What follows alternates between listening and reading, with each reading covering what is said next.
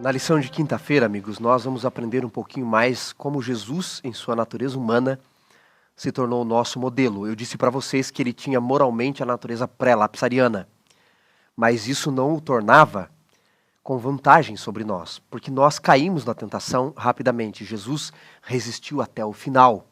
O que doeria mais em você? Ter um carro, uma Ferrari 0 km, sem risco nenhum, e alguém fazer um risquinho deste tamanho? Ou ter um carro bem velho, todo amassado, e alguém fazer um amassado deste tamanho? Com certeza a Ferrari. Jesus não tinha mancha nenhuma, pecado nenhum. Para ele, o diabo jogou as piores tentações. E eu quero ler com vocês diversos textos da Escritura Sagrada para mostrar isso. Vamos primeiro em João 8, verso 46. João 8, verso 46 diz assim: quem dentre vós me convence de pecado? Jesus diz, ninguém pode dizer que eu tenho pecado. Capítulo 14. Versículo 30, um texto muito conhecido. Ele diz, já não falarei muito convosco, porque aí vem o príncipe deste mundo, o diabo, e ele nada tem contra mim. Que humano pode dizer isso?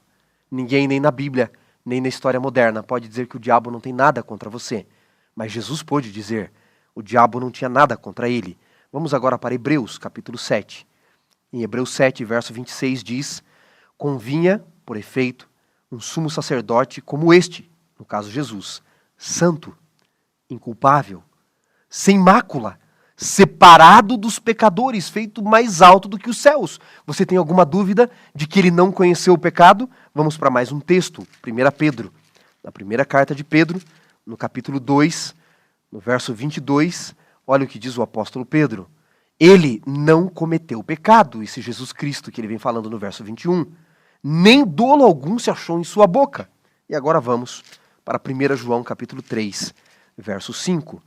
1 João 3, verso 5, falando de Jesus, ele diz, sabeis também que ele se manifestou para tirar os pecados no mundo, porque nele não existe pecado. Você tem alguma dúvida de que em Jesus Cristo nós tínhamos a natureza moralmente pré-lapsariana e ele pôde ser o nosso maior modelo, que ele foi chamado a vencer no nosso lugar e nós somos chamados a vencer porque ele venceu, mas não como ele venceu, ele foi como nós jamais como ele. Agora note, o que deve determinar a natureza humana de Cristo são duas coisas. Primeiro, quem era Jesus? Isso tem que determinar a extensão da sua identidade com a natureza humana, a sua humanidade, a sua natureza humana. E como eu disse, nós temos 3 formas de vir ao mundo, já falei ao longo da semana. Por criação, somente Adão e Eva, por concepção, geração, todos nós, e por encarnação, somente ele. Ele era diferente de nós desde a entrada ao mundo. A segunda coisa que deve determinar a extensão, a proximidade da natureza humana de Cristo, comigo e com você, conosco, com todos nós, é a natureza da sua missão. A missão de Cristo deve determinar a sua humanidade. E o que ele veio fazer? Para ser o cordeiro sem mácula, o sacrifício sem defeito, para nos salvar do pecado. Ele deveria ser a solução e não parte do problema. Quando a lição, portanto, nos fala sobre Jesus Cristo como irmão e modelo, ele é o modelo maior que nós devemos imitar. Ele veio para provar que Adão podia ter guardado a lei e para oferecer os méritos dele, para que você e eu, nos méritos de Cristo, não pelas obras humanas, mas pelas obras de Cristo, alcancemos eterna salvação. Você aceita a salvação em Jesus? Você aceita as obras dele em favor da sua injustiça humana?